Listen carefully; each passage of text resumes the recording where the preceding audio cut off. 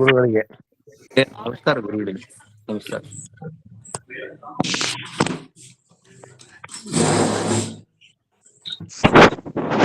ನಮಸ್ಕಾರಗಳು.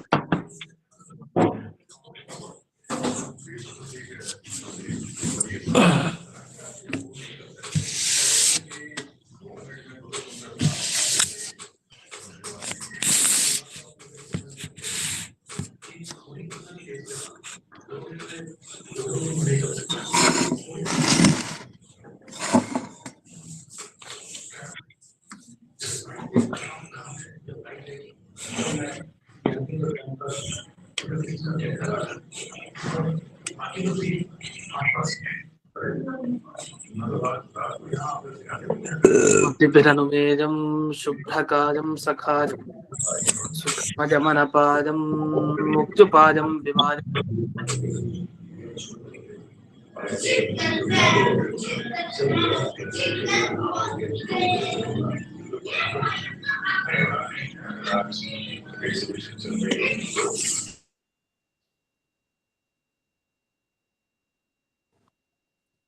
ग्रहजमहममेदं ध्येयमाम्ना जगेयं सदजमसदजेयं श्रीसहायं भजेयं तपस्वाध्याय शुश्रूषा कृष्णपूजारतं मुनिं विश्वेशमिष्टदं वन्दे परिम्राट् चक्रवर्तिनं श्रीगुरुभ्यो नमः। हरिः ओम्। शिरः पत्ते नित्या गणितगुणमाणिक्यविशदप्रभाजालोल्लासोपहत सकलावद्यतमसे जगज्जन्मस्थेमप्रलयरचनाशीलवपुषे नमो शेषाम्नाय स्मृतिहृदयदीप्ताय हरये येन प्रादुरभाविभूमिवलये विस्तारिगो सन्ततिः प्रापोधिश्रुतिपङ्कजं करुणया प्राकाशितत्वं परं ध्वान्तं ध्वंसवनादिसाधुनिकरश्चाकारे सन्मार्गगः तेन व्यासदिवाकरेण सततं मात्यादिमे मानसं व्याप्तिर्यस्य निजे निजेन महसा पक्षे सपक्षे स्थितिः व्यावृत्तिश्च विपक्षतोऽथ विशदे सक्तिर्न वै बाधिते नैवास्ति प्रतिपक्षयुक्तिरतुरं शुद्धं प्रमाणं समे भूयात् तत्त्वविनिर्णयाय भगवान् आनन्दतीर्थो मुनिः भवति यदनुभावात् तेडमूकोऽपि वाग्वे जडमतिरपि जन्तुर्जायते प्राज्ञमौलिः सकलवचनचेतो देवता भारती सा मम वचसि निधत्तां सन्निधिं मानसे च रमानिवासोचितवासभूमिः सन्न्यायरत्नावलिजन्मभूमिः वैराग्यभाग्यो मम पद्मनाभतीर्थां ददाद्भिर्भवताद्विभूत्यै पदवाक्यप्रमाणग्दान् प्रतिवादिमदच्छिदः श्रीमदक्षोभ्यतीर्थाख्यानुपतिष्ठे गुरून् मम श्रीमदानन्दतीर्थार्य सन्मनः भुवि अनुव्याख्यानदलिने चञ्चले कतिमे मनः न शब्दाब्धौ गाढाः न च निगमचर्चासु चतुराः न च न्याये प्रौढाः न च विदितवेद्यापि वयं परं श्रीमत्पूर्णप्रमतिगुरुकारुण्यसरणिं प्रपन्नामान्यास्मः किमपि च वदन्तोऽपि महताम् ॐ नारायणं निखिलपूर्णगुणैकदेहं निर्दोषमप्यतममप्यखिलैः सुवाक्यैः अस्योद्भवादितमशेषविशेषतोऽपि वन्द्यं सदा प्रियतमं मम सन्नमामि कुपिता हि फणच्छाया समीकृत्या परं सुखं सेवन्ते यत्पदं धीरास्तं भजे वल्लभं श्रियः।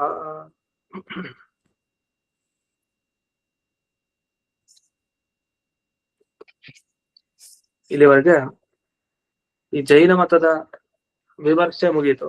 ಈಗ ಬೌದ್ಧರ ಪ್ರಕಾರ ಮೋಕ್ಷ ಅಂದ್ರೆ ಏನು, ಮೋಕ್ಷಕ್ಕೆ ಏನು ಸಾಧನೆಗಳು, ಅದನ್ನೆಲ್ಲ ಈಗ ಹೇಳ್ತಾ ಅದನ್ನ ಖಂಡನೆ ಮಾಡ್ತಾರೆ. 170ನೆಯ ಸುಧಾಮೂಲ ಅಧುನ ಬೌದ್ಧ ಅಭಿಮತಂ ಮೋಕ್ಷ ಸಾಧನಂ ನಿರಾಕುರ್ವಾಣ. ಅವರು ಮೋಕ್ಷಕ್ಕೆ ಏನ್ ಕಾರಣ ಅಂತ ಹೇಳ್ತಾರೆ ಅದ್ ಸರಿ ಇಲ್ಲ ಅಂತ ಹೇಳಿ ಅವರಲ್ಲಿ ಅನೇಕ ಪ್ರಭೇದ ಇದೆ. ಅದರಲ್ಲಿ 4 ಪ್ರಭೇದ ಇದೆ ಬೌದ್ಧರಲ್ಲಿ. 4ರಲ್ಲಿ ಶೂನ್ಯವಾದಿಗಳು ಅಂತ ಒಬ್ರಿದ್ದಾರೆ. ಶೂನ್ಯವಾದಿಗಳು ಅಂದ್ರೆ ಅವರ ಪಂಗಡದಲ್ಲಿ ಇಡೀ ಜಗತ್ತು ಅದು ಶೂನ್ಯ, ಏನೂ ಇಲ್ಲ ಜಗತ್ತಿನಲ್ಲಿ. ಇಂಥ ಶೂನ್ಯವನ್ನೇ ದೊಡ್ಡ ತತ್ವ ಅಂತ ಹೇಳ್ತಾರೆ. ನಮ್ಮಲ್ಲಿ ಹೇಗೆ ಸರ್ವೋತ್ತಮ ತತ್ವ ಯಾವುದು, ಅದು ಪರಮಾತ್ಮ ದೇವರು ಅಂತ ಹೇಳ್ತೀವಿ. ಅದೇ ತರಹ ಅವರ ಸಿದ್ಧಾಂತದಲ್ಲಿ ದೊಡ್ಡ ತತ್ವ ಯಾವುದು ಅಂದ್ರೆ ಶೂನ್ಯ ತತ್ವ ಅಂದ್ರೆ ಏನು ಇಲ್ಲದೆ ಇರೋದೆ ಅಷ್ಟೇ, ಇನ್ನೇನಿಲ್ಲ. ಆ ಶೂನ್ಯನೇ ಮುಖ್ಯ ಅಂತ ಹೇಳ್ತಾರೆ. ಆದ್ರೆ ಅದ್ ಸರಿ ಇಲ್ಲ ಅಂತ ಖಂಡನೆ ಮಾಡ್ತಾರೆ. ಆಚಾರ್ಯರ ಅನುವ್ಯಾಖ್ಯಾನ ಶ್ಲೋಕಕ್ಕೆ ಹೋಗೋಣ.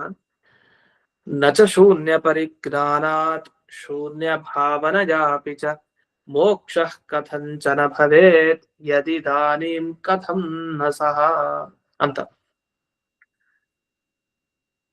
ಅವರ ಜ್ಞಾನ ಹೇಗಿರುತ್ತೆ ಅಂದ್ರೆ ಶೂನ್ಯಂ ಶೂನ್ಯಂ ಅಂತ ಜ್ಞಾನ ಇರ್ಬೇಕು. ಈಗ ನಮ್ ಕಣ್ಮುಂದೆ ಬೇಕಾದಷ್ಟು ವಸ್ತುಗಳಿದೆ. ಮನೆಯಲ್ಲಿ ತಂದೆ ತಾಯಿ ಹೆಂಡತಿ ಮಕ್ಕಳು ಎಲ್ಲ ಇರ್ತಾರೆ ಅಂತ ಇಟ್ಕೊಳ್ಳಿ. ನಿಮ್ಗೆ ಏನ್ ಭಾವನೆ ಬರ್ಬೇಕು ಅಂದ್ರೆ ಸುತ್ತಲೂ ಸಮಸ್ತ ಜಗತ್ತನ್ನು ನೋಡಿದಾಗ ಇದು ಏನೂ ಇಲ್ಲ, ಶೂನ್ಯ ಶೂನ್ಯ, ಇದೆಲ್ಲ ಶೂನ್ಯ ಶೂನ್ಯ ಅಂತ ಜ್ಞಾನ ಬರ್ಬೇಕಂತ. ಶೂನ್ಯಮೇವ ತತ್ವಂ ಸಮಸ್ತಂ, ಶೂನ್ಯಮೇವ ತತ್ವಂ ಹಿಂಗ್ ಬಿಡಿಸ್ಕೊಡಿ. ಶೂನ್ಯ ಒಂದೇ ತತ್ವ ಇರೋದು. ತತ್ವ ಅಂದ್ರೆ ನಿಜವಾದದ್ದು ಅಂತ ಅರ್ಥ. ಯಾವ್ದು ನಿಜ ಅಂದ್ರೆ ಜಗತ್ನಲ್ಲಿ ಶೂನ್ಯ ಒಂದೇ ನಿಜ. ಏನೇನು ನಾವು ಕಾಣ್ತಾ ಇದೀವಿ ಇದೆಲ್ಲ ಸುಳ್ಳು, ಇದೇನು ಇಲ್ಲ. ಶೂನ್ಯ ಮಾತ್ರ ಉಳಿಯೋದ್ ಕೊನೆಗಷ್ಟೇ, ಇನ್ನೇನು ಉಳಿಯಲ್ಲ ನಿಜವಾಗಿ. ಹಾಗಾದ್ರೆ ಮಿಕ್ಕಿದೆಲ್ಲ ಏನು? ಅದು ಶೂನ್ಯದಲ್ಲಿ ಕಾಣ್ತಾ ಇದೆ ಅಷ್ಟೇ, ಇದ್ಯಾವುದು ಇಲ್ಲ ವಸ್ತು. ನಾವು ಇಲ್ಲ, ನೀವು ಇಲ್ಲ, ಯಾರು ಇಲ್ಲ ಜಗತ್ನಲ್ಲಿ. ಇದೆಲ್ಲ ಶೂನ್ಯ, ಆದ್ರೆ ಸುಮ್ನೆ ಕಾಣ್ತಾ ಇರೋದಷ್ಟೇ. ಅದಕ್ಕೋಸ್ಕರ ನಾವು ಈ ಪ್ರಚ್ಛನ್ನ ಬೌದ್ಧರು ಅಂತ ಅದ್ವೈತ ದರ್ಶನದವರನ್ನ ಕರಿತೀವಿ. ಯಾಕೆ ಕರಿತೀವಿ ಅಂದ್ರೆ ಅದ್ವೈತ ದರ್ಶನದಲ್ಲಿ ಇದೇ ತರಹದ ವರ್ಣನೆ ಇದೆ. ಯಾವ ತರ? ಅವರಲ್ಲೂ ಒಂದೇ ಒಂದು ತತ್ವ ಇದೆ, ಇನ್ಯಾವುದು ಇಲ್ಲ. ಇಡೀ ಜಗತ್ತಿಲ್ಲ. ಇಡೀ ಜಗತ್ತನ್ನ ಬ್ರಹ್ಮನಲ್ಲಿ ಕಾಣ್ತಾ ಇದೀವಿ ಅಷ್ಟೇ. ಅದ್ ಯಾರು ಕಾಣ್ತಾ ಇರೋದು? ಜೀವನ ಕಾಣ್ಬೇಕು, ಇನ್ಯಾರು ಕಾಣ್ಲಿಕ್ಕೆ ಸಾಧ್ಯ? ಆದ್ರೆ ಆ ಜೀವನ ಇಲ್ಲ, ಎಲ್ಲ ಆರೋಪಿತ. ಆರೋಪಿತ ಅಂದ್ರೆ ಕಪ್ಪೆ ಚಿಪ್ಪನ್ನ ನೋಡ್ತೀವಿ, ಬೆಳ್ಳಿ ಅಂತ ತಿಳ್ಕೊಳ್ತೀವಿ. ಹಾಗೆ ಹಗ್ಗವನ್ನ ನೋಡ್ತೀವಿ, ಹಾವು ಅಂತ ತಿಳ್ಕೊಳ್ತೀವಿ. ಈ ಎರಡು ಉದಾಹರಣೆಯನ್ನ ಗಮನಿಸಿ. ಅಲ್ಲಿ ಹಗ್ಗ ಮಾತ್ರ ಸತ್ಯ, ಹಾವು ಸುಳ್ಳು, ಅದಿಲ್ಲ. ಹಾಗೆ ಕಪ್ಪೆ ಚಿಪ್ಪು ಸತ್ಯ, ಅದಲ್ಲಿ ತೋರೋ ಬೆಳ್ಳಿ ಅದು ಸುಳ್ಳು. ಹಾಗೆ ಪರಮಾತ್ಮ ಒಬ್ಬ ಸತ್ಯ, ಅದರಲ್ಲಿ ಕಾಣುವಂತ ಇಡೀ ಜಗತ್ತು ಸುಳ್ಳು ಅಂತ ಅರ್ಥ. ಅಂದ್ರೆ ಎಲ್ಲ ಹಾವಿನ ತರ ಸುಳ್ಳು, ಯಾವ್ದು ಇಲ್ಲ ಅಂತ. ಹಾಗೆ ಬೆಳ್ಳಿ ತರ ಸುಳ್ಳು. ಇವರು ಅದೇ ತರ ಹೇಳ್ತಾರೆ, ಕಾಣುವಂತ ವಸ್ತುಗಳೆಲ್ಲ ಸುಳ್ಳು, ಸತ್ಯ ಶೂನ್ಯ ಮಾತ್ರ. ಆ ಶೂನ್ಯದಲ್ಲಿ ಎಲ್ಲಾ ವಸ್ತುಗಳು ಕಾಣ್ತಾ ಇದೆ ಅಷ್ಟೇ. ಅದು ತೋರೋದು ಅಂತ ಅರ್ಥ. ತೋರೋದು ಹೇಗೆ ಅಂದ್ರೆ, ನಾವು ಕಣ್ಣಿಗೆ ಸ್ವಲ್ಪ ಹೆಬ್ಬೆರಣ್ಣು ಏನೋ ಹಿಂಗ್ ಒತ್ತಿಟ್ಕೊಂಡ್ರೆ ಒಂದು ವಸ್ತು ಎರಡೆರಡಾಗಿ ಕಾಣುತ್ತೆ. ಚಂದ್ರ ಒಬ್ಬನಿದ್ರೆ ಇಬ್ರು ಅಂತ ಕಾಣುತ್ತೆ. ವಸ್ತುತಃ ಇನ್ನೊಬ್ಬ ಇಲ್ಲ, ಒಂದನ್ನೇ ಎರಡು ಅಂತ ನೋಡ್ತಾ ಇದೀವಿ. ಹಾಗೆ ಒಬ್ಬನೇ ಬ್ರಹ್ಮನನ್ನ ಈ ಅನಂತ ಜೀವ ರಾಶಿಗಳನ್ನಾಗಿ ನೋಡ್ತಾ ಇದೀವಿ. ವಸ್ತುತಃ ಒಬ್ಬನೇ ಇರೋದು, ದೇವರೊಬ್ಬನೇ. ಇದೆಲ್ಲ ಸುಳ್ಳು. ಹೀಗೆ ಈ ಅದ್ವೈತ ದರ್ಶನದವರ ಪ್ರಕ್ರಿಯೆ, ಈ ಬೌದ್ಧ ದರ್ಶನದವರ ಪ್ರಕ್ರಿಯೆ ಒಂದೇ ತರ. ಆದ್ರೆ ಅಲ್ಲಿ ಬ್ರಹ್ಮ ಅಂತ ಹೆಸರಿಟ್ಟಿದ್ದಾರೆ, ಇವರು ಆ ತತ್ವಕ್ಕೆ ಶೂನ್ಯ ಅಂತ ಹೆಸರು ಕೊಟ್ಟಿದ್ದಾರೆ. ಅಷ್ಟೇ ಬಿಟ್ರೆ ಏನ್ ವ್ಯತ್ಯಾಸ ಇಲ್ಲ. ಯಾಕೆ? ಶೂನ್ಯಕ್ಕೆ ಏನು ಗುಣ ಇಲ್ಲ. ಅದಕ್ಕೆ ನಿರ್ಗುಣ ನಿರಾಕಾರವಾದ ವಸ್ತು ಶೂನ್ಯ. ಅದಕ್ಕೊಂದು ಗುಣ ಇಲ್ಲ, ಅದಕ್ಕೊಂದು ಆಕಾರ ಇಲ್ಲ ಶೂನ್ಯಕ್ಕೆ. ಹೀಗೆಲ್ಲ ಉಂಟು. ಶೂನ್ಯ ಅಂದ್ರೆ ಮತ್ ಸೊನ್ನೆ ಅಂತ ಅನ್ಕೊಂಬಾರ. ಸೊನ್ನೆಗೆ ಒಂದು ಆಕಾರ ಇದೆಯಲ್ಲ ಬರಿತೀವಲ್ಲ ಅಂತ, ಅದಲ್ಲ. ಶೂನ್ಯ ಅಂದ್ರೆ ಇಲ್ಲ, ಅಭಾವ ಅಂತ ಅರ್ಥ. ಹಾಗಾದ್ರೆ ಶೂನ್ಯಕ್ಕೊಂದು ಆಕಾರ ಇಲ್ಲ, ಅದಕ್ಕೊಂದು ಗುಣ ಇಲ್ಲ. ಹಾಗೆ ಅದ್ವೈತ ದರ್ಶನದಲ್ಲೂ ಯಾವ ಪರಮಾತ್ಮನನ್ನ ಒಪ್ತಾರೆ, ಆ ಪರಮಾತ್ಮನಿಗೂ ಏನಂತ ಇದೆ? ಗುಣ ಇಲ್ಲ, ಅವನಲ್ಲಿ ಕ್ರಿಯೆ ಇಲ್ಲ. ಮತ್ ಹಾಗಾದ್ರೆ ಎಲ್ಲ ಸಾಮ್ಯ ಬಂತಲ್ಲ, ಸಮಾನವಾಗಿ ನಾವು ಆ ಶೂನ್ಯ ಮತ್ತೆ ಬ್ರಹ್ಮನನ್ನ ಕಾಣ್ಬಹುದು. ಆದ್ರಿಂದ ಈ ಶೂನ್ಯ ತತ್ವ ಮತ್ತೆ ಪರಬ್ರಹ್ಮ ತತ್ವ ಏನು ಒಪ್ಪಿದ್ದಾರೆ, ಇವೆರಡು ಒಂದೇ ತರ ಆಯ್ತು. ಹಾಗಾದ್ರೆ ಎಲ್ಲ ಸಿದ್ಧಾಂತ ಮೂಲ ತತ್ವ ಏನಿದೆ ಅದು ಒಂದೇ ಆಗೋಯ್ತಲ್ಲ. ಅದ್ರ ಮೇಲೆ ಅವಾಂತರ ಭೇದ ಇರ್ಲಿ. ಈಗ ಬೇರೆ ಬೇರೆ ತರ ಪ್ರಭೇದಗಳನ್ನೆಲ್ಲ ಹೇಳ್ತಾರೆ, ಇದು ವ್ಯತ್ಯಾಸ ಇದೆ, ಅದು ವ್ಯತ್ಯಾಸ ಇದೆ, ಅದು ಏನಿರ್ಲಿ, ಇದಂತೂ ಎದ್ದು ಕಾಣ್ತಾ ಇದೆ. ಪ್ರಮುಖವಾಗಿ ಶೂನ್ಯ ಅಂತಾನೆ ಅವ್ರು ಇನ್ನೊಂದು ಭಾಷೆಯಲ್ಲಿ ಬ್ರಹ್ಮ ಅಂತ ಕರೀತಾರೆ ಅಷ್ಟೇ. ಶಬ್ದಕ್ಕೆ ಅರ್ಥ ಶೂನ್ಯ ಅಂತಾನೆ. ಈ ರೀತಿ ಈ ಅದ್ವೈತ ದರ್ಶನ ಮತ್ತೆ ಬೌದ್ಧ ದರ್ಶನದ ಒಂದು ಸಾಮ್ಯ ಅಂತ ಹೀಗೆ ಹೇಳ್ತಾರೆ. ಇದನ್ನ ಇನ್ನೂ 4ನೇ ಅಧ್ಯಾಯದಲ್ಲಿ ಇನ್ನೂ ವಿಸ್ತಾರವಾಗಿ ಹೇಳ್ತಾರೆ. ಜಯತೀರ್ಥರು ಅಲ್ಲಿ ಚೆನ್ನಾಗಿ ವಿವರಿಸ್ತಾರೆ. ಅದರ ಒಂದು ಅಂಶವನ್ನ ಮಾತ್ರ ಹೇಳಿದ್ದಷ್ಟೇ. ಈಗ ಮುಂದಕ್ಕೆ ಹೋಗೋಣ. ಹಾಗಾದ್ರೆ ಒಬ್ಬ ಬೌದ್ಧ ಭಿಕ್ಷು ಇರ್ತಾನಲ್ಲ, ಬೌದ್ಧ ಸನ್ಯಾಸಿ ಅಥವಾ ಬೌದ್ಧರು ಅಂದ್ರೆ ಈ ಬುದ್ಧನ ಮತದವನ್ನ ಅವಲಂಬಿಸೋರು ಬೌದ್ಧರು, ಅವರು ಹೇಗೆ ಶೂನ್ಯ ಜ್ಞಾನವನ್ನ ಪಡಿಬೇಕು ಅಂದ್ರೆ, ಈ ನಿಜವಾಗಿ ಒಂದೇ ಇರೋದು ಜಗತ್ನಲ್ಲಿ ಶೂನ್ಯ ಅಂತ, ಇನ್ ಮಿಕ್ಕಿದ್ದೆಲ್ಲ ಕೇವಲ ಕಾಣಿಸ್ತಾ ಇರೋದಷ್ಟೇ ಅಂತ.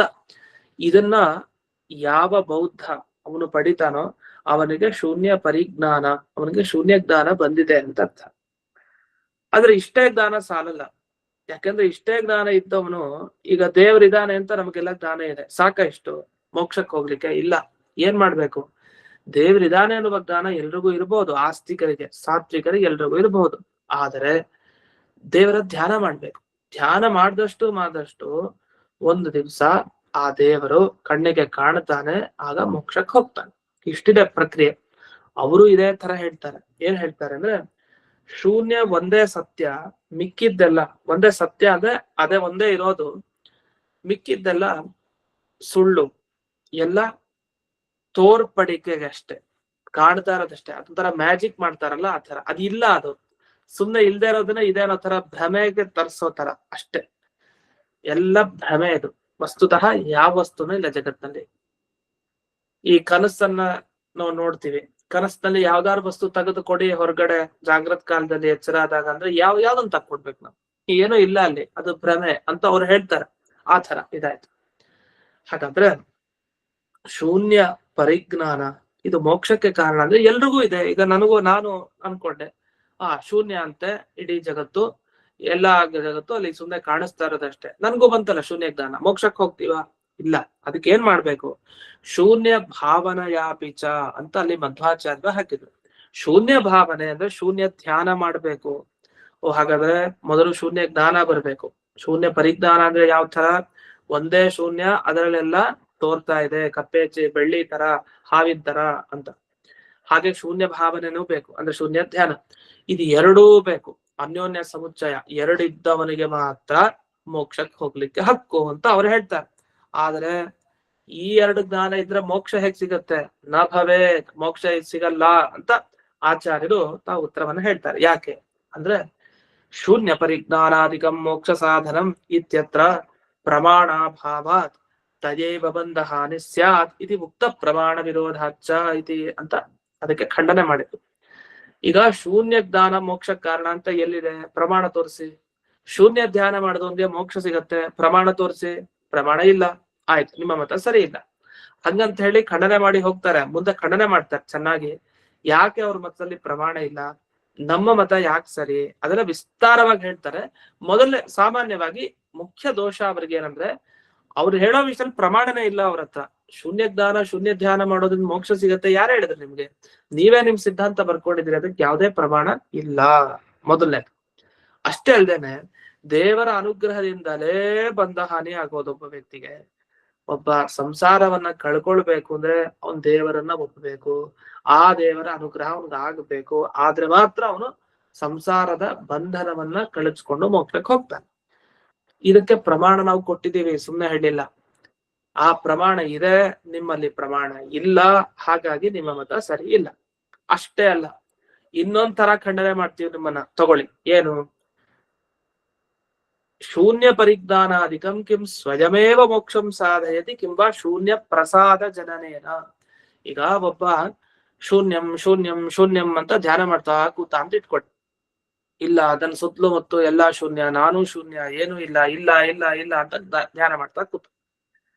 ಈಗ ನಮ್ ಪ್ರಶ್ನೆ, ಅವನಿಗೆ ಬಂತು ಜ್ಞಾನ, ಒಂದು ದಿವಸ ಶೂನ್ಯ ಜ್ಞಾನ ಬಂತು. ಬಂದು ಕೂಡಲೇ ಆ ಶೂನ್ಯ ಜ್ಞಾನವೇ ಇವನಿಗೆ ಮೋಕ್ಷ ಕೊಡುತ್ತೋ, ಅಥವಾ ಆ ಶೂನ್ಯ ಜ್ಞಾನ ಬಂದವನಿಗೆ ಆ ಶೂನ್ಯ ತತ್ವದ ಅನುಗ್ರಹ ಆಗತ್ತೆ. ಅನುಗ್ರಹ ಆದ ಮೇಲೆ ಅವನು ಮೋಕ್ಷಕ್ಕೆ ಹೋಗ್ತಾನೆ ಅಂತ. ಇದು ಹೇಗಾಯ್ತು ಅಂದ್ರೆ, ದೇವರ ಜ್ಞಾನ ಸಾಕ ಮೋಕ್ಷಕ್ಕೆ ಹೋಗ್ಲಿಕ್ಕೆ? ಇಲ್ಲ, ದೇವರ ಜ್ಞಾನ ಬಂದು ದೇವರ ಅನುಗ್ರಹ ಆಗಬೇಕು, ಆಗ ಮೋಕ್ಷಕ್ಕೆ ಹೋಗ್ತಾನೆ ಅಂತ ಅರ್ಥ. ಹಾಗೆ ಶೂನ್ಯದ ಜ್ಞಾನ ಸಾಕ, ಶೂನ್ಯ ಜ್ಞಾನ ಪಡೆದು ಆ ಶೂನ್ಯ ತತ್ವದ ಅನುಗ್ರಹ ಪ್ರಸಾದ ಪಡೆದು ಆಮೇಲೆ ಮೋಕ್ಷಕ್ಕೆ ಹೋಗ್ಬೇಕು. ಮೊದಲನೇ ಸರಿ ಇಲ್ಲ ಅಂತ ಹೇಳ್ತಾರೆ. ಯಾಕೆ? ಜಡ ಅದು. ಯಾವ್ದೋ ಶೂನ್ಯ ಜ್ಞಾನ ನಮಗ್ ಮೋಕ್ಷ ಹೇಗ್ ಕೊಡುತ್ತೆ? ನಮ್ಮ ಜ್ಞಾನ ನಮಗ್ ಜಡ. ನಾವು ಶೂನ್ಯವನ್ನ ತಿಳ್ಕೊಂಡಿದ್ದೇವೆ ಅಂತ ಈ ಎಲ್ಲ ವಸ್ತುಗಳು ಶೂನ್ಯ ಶೂನ್ಯ ಶೂನ್ಯ ತಿಳ್ಕೊಂಡ್ವಿ. ತೇನಕ್ಕೆ ಮದ್ರಿಂದ ಏನಾಯ್ತು? ಈಗ ಮೋಕ್ಷಕ್ಕೆ ಹೋಗ್ಲಿಕ್ಕೆ ಆಗಲ್ಲ. ಯಾಕೆಂದ್ರೆ ಜಡಕ್ಕೆ ಆ ಶಕ್ತಿ ಇಲ್ಲ. ನಮಗ್ ಬಂದಿರೋ ಜ್ಞಾನ ಅದು ಜಡ. ನಾವು ಯಾವ್ದಾರ ಒಂದು ನಮ್ಮ ಮನೆ ಹತ್ರ ಒಂದು ಕಲ್ಲು ಹತ್ರ ಹೋಗ್ಬಿಟ್ಟು ನೀನು ನನಗ್ ಅನುಗ್ರಹ ಮಾಡ್ಬೇಕು ಅಂತ 1000 ಸರಿ ಹೇಳಿದ್ರು ಆ ಕಲ್ಲು ಏನು ಮಾಡಲ್ಲ. ಆ ಕಲ್ಗುಂಡಾಗೆ ಹಾಗೆ ಇರತ್ತಷ್ಟೇ. ಆ ತರ ಆಯ್ತಿದು. ಹೇಗೆ ಕಲ್ಲು ಅಚೇತನನೋ ಅದರಿಂದ ಏನೂ ನಿಮಗೆ ಉಪಕಾರ ಆಗಲ್ವೋ, ಅದೇ ತರಹ ಶೂನ್ಯ ಪರಿಜ್ಞಾನ ಅಂದ್ರೆ ನಾವ್ ಎಷ್ಟೋ ಬಾರಿ ತಿಳ್ಕೊಂಡಿರ್ತೀವಿ ಏನೇನೋ, ತಿಳ್ಕೊಂಡಿರೋದಕ್ಕೆಲ್ಲ ಫಲ ಆಗ್ಬೇಕು ಅಂತಿಲ್ಲ, ಅದಾಗೋದಿಲ್ಲ. ಯಾಕೆ ಜಡವಾದ್ರಿಂದ ಏನ್ ಸಿಗತ್ ಫಲ ಅಂತ ಒಂದು. ಇನ್ನು ಇಲ್ಲ ಶೂನ್ಯದ ಅನುಗ್ರಹ ಆಗತ್ತೆ. ಶೂನ್ಯ ಅಂದ್ರೆ ಏನು? ಶೂನ್ಯ ಅಂದ್ರೆ ಇಲ್ಲ ಅನ್ನೋದ್ರ ಅರ್ಥ. ಒಬ್ಬ ಮನುಷ್ಯ ಬದುಕಿರೋ ವಸ್ತು ಆದ್ರೆ ಅವನ ಅನುಗ್ರಹ ಆಗುತ್ತೆ, ಅನುಗ್ರಹ ಆಗಲ್ಲ ಅಂತ ಮಾತಾರು ಆಡಬಹುದು. ಆದ್ರೆ ಶೂನ್ಯ ಪ್ರಸಾದ ಆಗ್ಲಿಲ್ಲ ಇನ್ನ ಏನ್ ದೇವ್ರ ಪ್ರಸಾದನ ಅದು? ಆ ಥರನ ಅಲ್ಲ. ಶೂನ್ಯ ಪ್ರಸಾದ ಆದ್ರೆ ಮೋಕ್ಷಕ್ಕೆ ಹೋಗ್ಬೋದಿತ್ತು, ಆದ್ರೆ ಶೂನ್ಯದ ಪ್ರಸಾದ ಆಗ್ಲಿಲ್ಲ. ಶೂನ್ಯ ಅಂದ್ರೆ ಏನರ್ಥ? ಯಾವುದೇ ವಸ್ತುವಿನ ಇಲ್ಲ, ಅಭಾವ, ಏನು ಕಾಣದೇ ಇರೋದು, ಏನೋ ಒಂದು ದಿವಸ ಉಳಿದೋರೋದು ಅಷ್ಟೇ.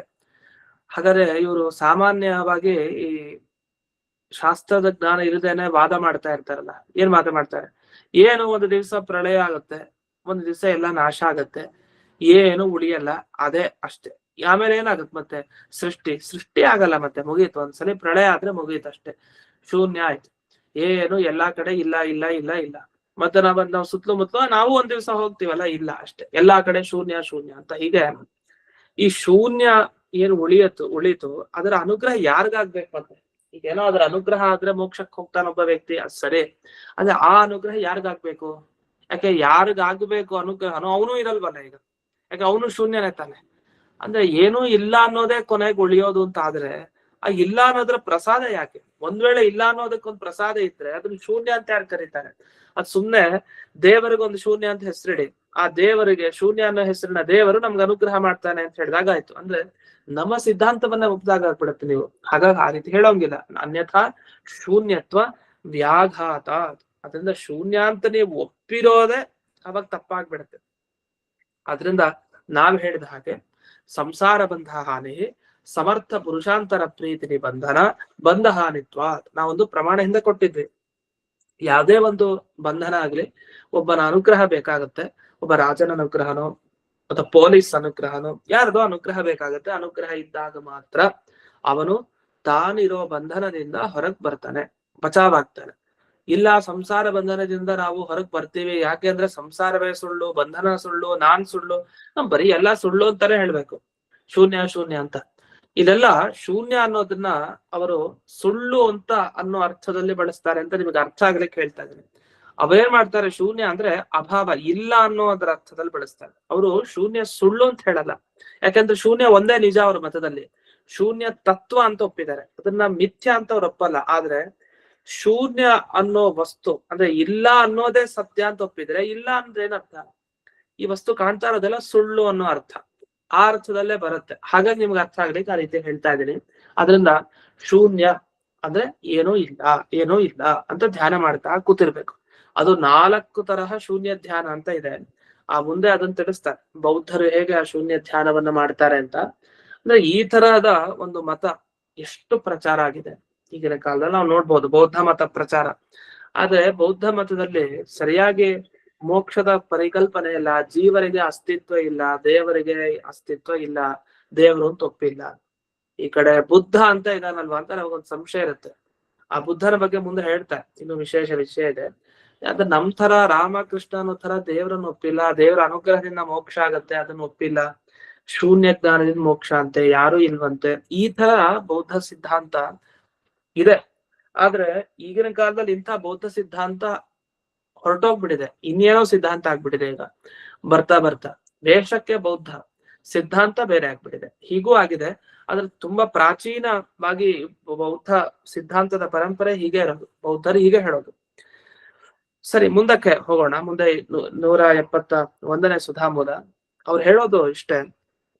ಈಗ ಕಪ್ಪೆ ಚಿಪ್ಪನ್ನ ನೋಡಿ ಬೆಳ್ಳಿ ಅಂತ ಒಬ್ಬ ತಿಳ್ಕೊಳ್ತಾನೆ. ಯಾಕೆ ತಿಳ್ಕೊಳ್ತಾನೆ? ಅವನ್ಗೆ ಅಜ್ಞಾನ ಇತ್ತು. ಏನ್ ಅಜ್ಞಾನ ಇತ್ತು? ದೂರದಿಂದ ಅವ್ನು ನೋಡ್ದ, ದೂರದಲ್ಲಿದ್ದ, ಹತ್ರದಲ್ಲಿ ಇದ್ದು ನೋಡಿದ್ರೆ ಅವನಿಗೆ ಕಪ್ಪೆ ಚಿಪ್ಪಿನ ಜ್ಞಾನ ಬರ್ತಾ ಇತ್ತು. ದೂರದಲ್ಲಿದ್ದು ತಪ್ಪು ಮಾಡ್ದ, ಆಗ ಅಜ್ಞಾನ ಬಂತು ಅವನ್ಗೆ. ಅಜ್ಞಾನದಿಂದಾಗಿ ಏನಾಯ್ತು? ಓಹೋ ಇದು ಬೆಳ್ಳಿ ಅನ್ಕೊಂಡು ಓಡೋಗ್ಬಿಟ್ಟ. ಹಾಗೆ ಹಗ್ಗ ನೋಡಿ ದೂರದಿಂದ ನೋಡಿದ್ರಿಂದ ಹಾವು ತರ ಏನೋ ಓಡಾಡ್ತಾ ಇದೆ ಅಂತ ಹಾವು ಅಂತ ಅನ್ಕೊಂಡ್ಬಿಟ್ಟ. ಅಂದ್ರೆ ಯಾವುದೇ ಒಂದು ಭ್ರಮೆ ಬರ್ಲಿಕ್ಕೆ ಏನ್ ಮುಖ್ಯ ಕಾರಣ ಅಂತಂದ್ರೆ ಅಲ್ಲಿ ಒಂದು ಅಜ್ಞಾನ ಇರ್ಬೇಕು. ಅಜ್ಞಾನ ಇಲ್ದೇನೆ ಒಬ್ಬನಿಗೆ ಭ್ರಮೆ ಬರ್ಲಿಕ್ಕೆ ಸಾಧ್ಯ ಇಲ್ಲ. ಅದೇ ರೀತಿ ಶೂನ್ಯ ತತ್ವ ನೋಡಿ ಭ್ರಮೆ ಬರ್ತಾ ಇದೆ, ಎಲ್ಲ ಜಗತ್ತು ಇದೆ ಅಂದ್ರೆ ಏನ್ ಅಜ್ಞಾನ ಇದೆ, ಅದಕ್ಕೊಂದು ಹೆಸರು ಕೊಡ್ತಾರೆ. ಅವರ ಸಿದ್ಧಾಂತದಲ್ಲಿ, ಬೌದ್ಧ ಸಿದ್ಧಾಂತದಲ್ಲಿ ಅಜ್ಞಾನಕ್ಕೆ ಸಂವೃತಿ ಅಂತ ಒಂದು ಹೆಸರು ಕೊಡ್ತಾರೆ. ಸಂವೃತಿ, ಸಮೃದ್ಧಿ ಅನ್ನೋ ಶಬ್ದಕ್ಕೆ ಅಜ್ಞಾನ ಅಂತ ಅರ್ಥ. ಈ ರೀತಿ ಅದ್ವೈತಿಗಳ ಪ್ರಕಾರ ಯಾವುದನ್ನ ಅವಿದ್ಯೆ ಅಂತ ಕರಿತೀವೋ ಹಾಗೆ ಬೌದ್ಧರ ಪ್ರಕಾರವೂ ಕೂಡ ಸಮೃದ್ಧಿ ಅಂತ ಇದೆ. ಈ ಸಮೃದ್ಧಿ ಅನ್ನೋದನ್ನೇ ಅಜ್ಞಾನ ಅಂತ ಕರೀತಾರೆ. ಹೀಗೆ ಈ ಜಗತ್ತನ್ನ ಅವಿದ್ಯಾಮಯವಾದ ಜಗತ್ತು ಅಂತ ಕರೀತಾರೆ, ಮತ್ತೆ ಸಾಮೃತ ಜಗತ್ತು ಅಂತ ಕರೀತಾರೆ. ಈ ರೀತಿಯಲ್ಲಿ ಈ ಜಗತ್ತಿನ ಬಗ್ಗೆ ವಿಭಾಗ ಮಾಡ್ತಾರೆ. ಇದು ಮುಂದೆ ಹಲವು ವಿಶೇಷ ವಿಷಯಗಳಿದೆ, ಅದನ್ನ ಮತ್ತೆ ನಾಳೆ ದಿವಸ ನೋಡೋಣ ಅಂತ ಹೇಳ್ತಾ ಇಂದಿನ ಪಾಠವನ್ನ ಅಸ್ಮತ್ ಗುರುವಂತರ್ಗತ ವ್ಯಾಸತಿ ಗುರುವಂತರ್ಗತ ಭಾರತೀಯ ರಮಣ ಮುಖ್ಯ ಪ್ರಾಣ ಅಂತರ್ಗತ ಶ್ರೀಮನ್ ಮೂಲ ಗೋಪಾಲ ಕೃಷ್ಣನಿಗೆ ಅರ್ಪಣೆ ಮಾಡ್ತೇನೆ. ಶ್ರೀ ಕೃಷ್ಣಾರ್ಪಣ. ನಮಸ್ಕಾರ. ಹರೇ ನಮಃ. ನಮಸ್ಕಾರ ಗುರುಗಳೇ.